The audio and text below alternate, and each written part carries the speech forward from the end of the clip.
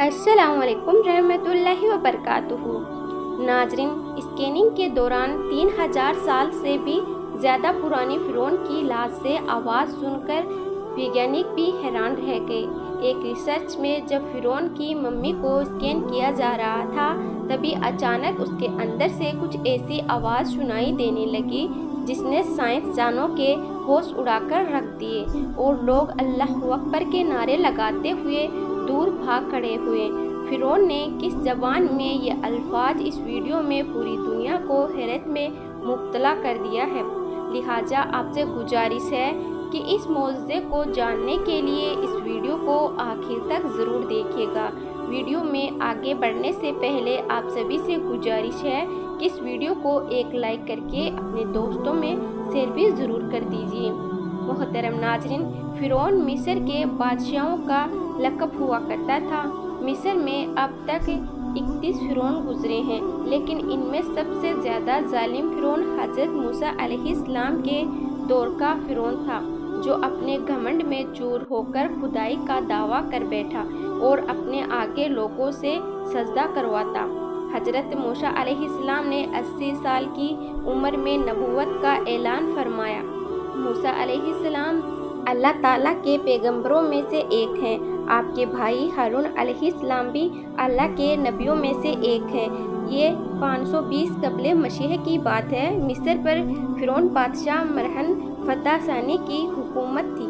बाज़ ने इसका नाम मनफता भी लिखा है, और वो वालिद रमसेस के बुढ़ापे की वजह से अमलन हुक्मरान बना हुआ था।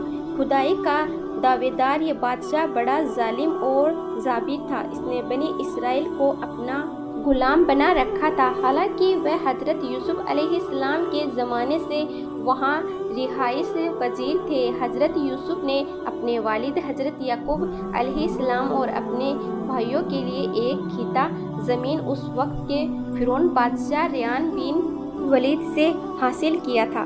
हज़रत याकूब अलैहिस्सलाम की यही नस्ल बनी इसराइल कहलाई, जो मिस्र में खूब फैली हुई है।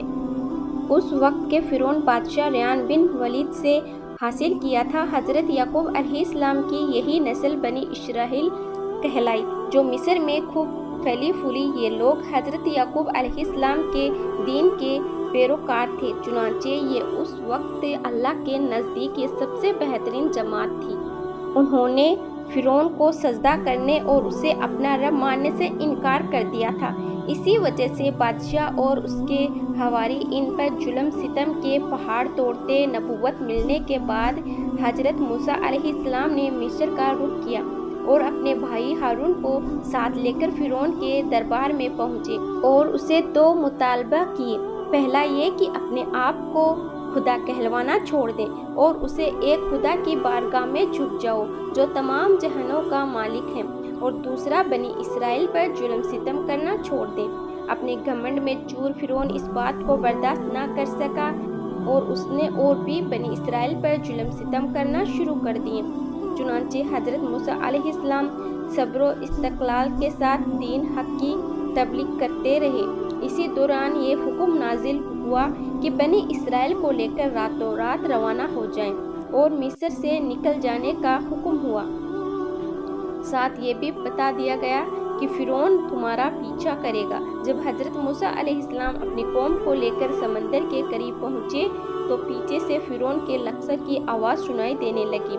बनी इसराइल डर गए और कहने लगे कि अब हमारा क्या होगा?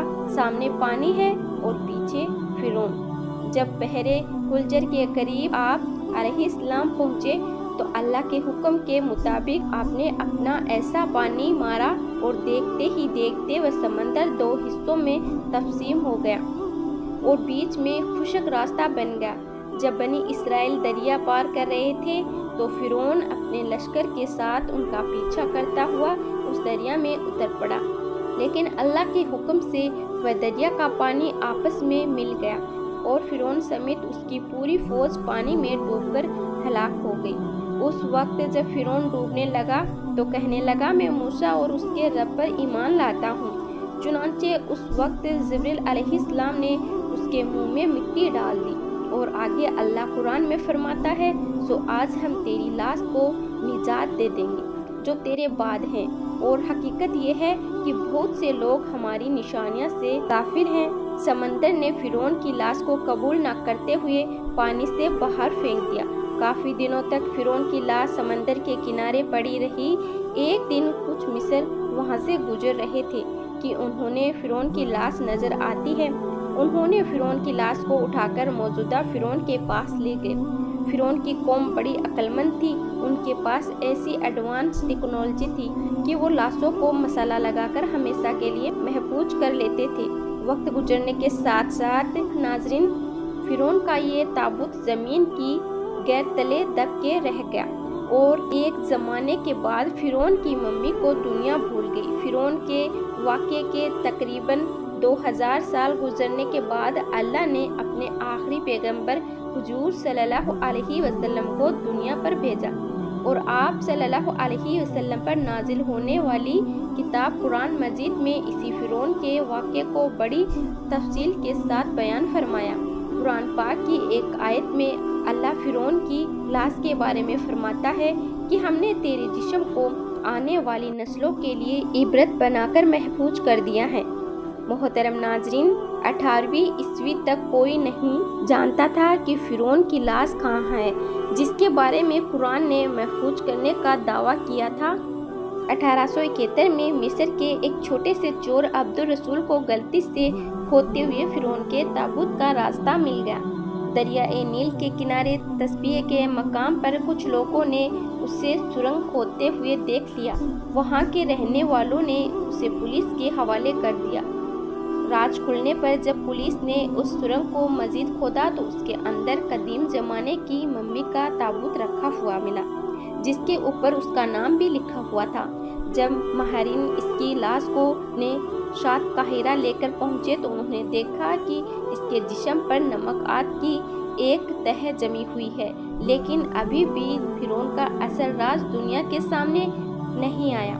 1881 میں اس کی لاش پر لگے نمکیات خراب ہونا شروع ہونے لگے تو مصر کی حکومت نے فرانس کی حکومت سے درخواست کی وہ اسے خراب ہونے سے بچائے اور اس کی اصل موت کا راز بھی معلوم کرے۔ فرعون کی لاش کو باقاعدہ فرانس لے جایا گیا اور وہاں کے ماہر ڈاکٹروں کی ٹیم کے حوالے کیا گیا، جس ٹیم کے سربراہ ڈاکٹر موریس بوکیل تھے۔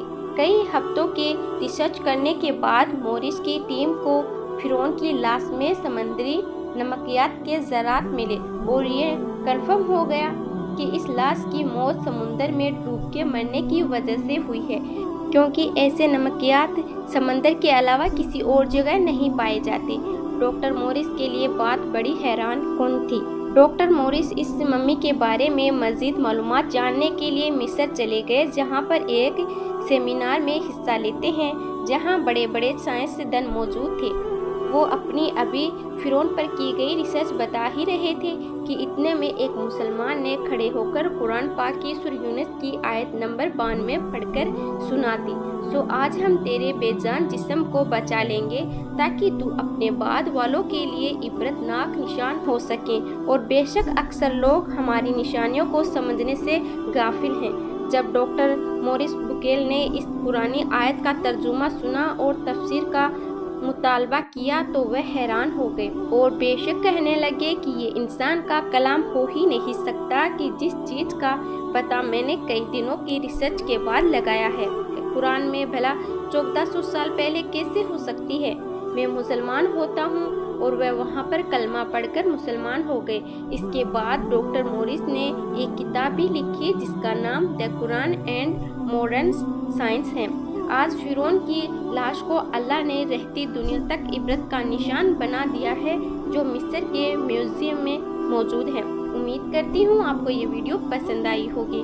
اگر آپ کو یہ ویڈیو پسند آئی ہے تو اسے لائک کریں اور اپنے دوستوں میں اسے زیادہ سے زیادہ شیئر کریں، اور ابھی تک آپ نے عریشہ خان چینل کو سبسکرائب نہیں کیا ہے تو جلدی سے سبسکرائب کر لیجئے۔